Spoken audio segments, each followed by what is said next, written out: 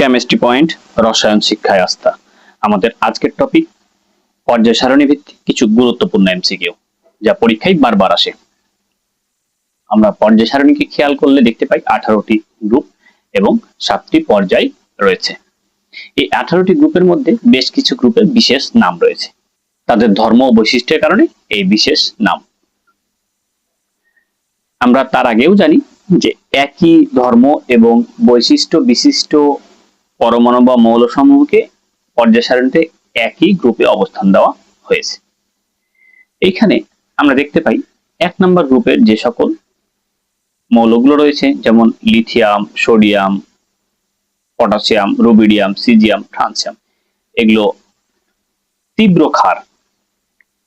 এদের সাধারণত প্রকৃতিতে মুক্ত অবস্থায় রাখা যায় না, অত্যন্ত সংবেদনশীল এবং সক্রিয়।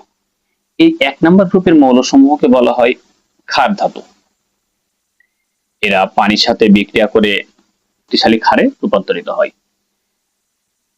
আমরা পর্যায় সারণীর 2 নম্বর গ্রুপের যে সকল মৌল রয়েছে, beryllium, magnesium, calcium, strontium, barium, radium, এই মৌলগুলোকে আমরা প্রকৃতিতে মাটিতে বিশেষ করে বিভিন্ন যৌগ অবস্থায় পেয়ে থাকি।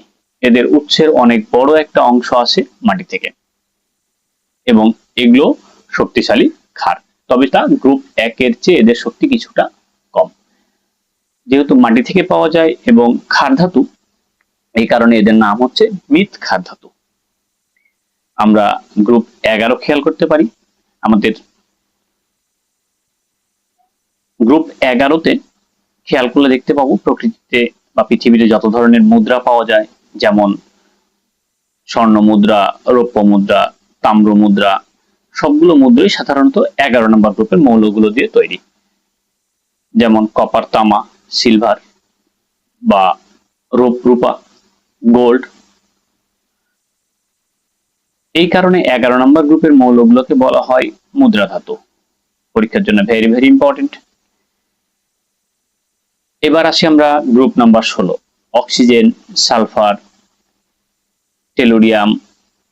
এই গ্রুপটিকে বলা হয় 16 নম্বর গ্রুপকে বলা হয় চ্যালকোজেন গ্রুপ। এরপরে আসি আমরা গ্রুপ নাম্বার 17। গ্রুপ নাম্বার 17-র বেশিরভাগ মৌলকেই অনেক বড় উৎপত্তি স্থল হলো সমুদ্র। সমুদ্রের শৈবালের সাথে এগুলো অনেক বেশি পাওয়া যায়। গ্রুপ 17 নম্বর মৌল সমূহ fluorine, chlorine, bromine, iodine, astatine এবং এই মৌলগুলোকে বলা হয় সাধারণত হ্যালোজেন মৌল। এরাও খুব সক্রিয় এবং শক্তিশালী অধাতু হিসাবে কাজ করে। সর্বশেষ গ্রুপ 18।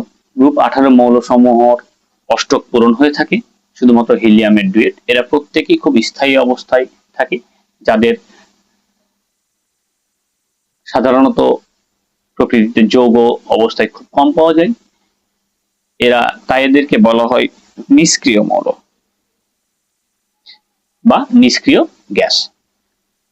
18 নম্বর গ্রুপকে নিষ্ক্রিয় মৌল বা নিষ্ক্রিয় গ্যাস হিসাবে আমরা চিনি।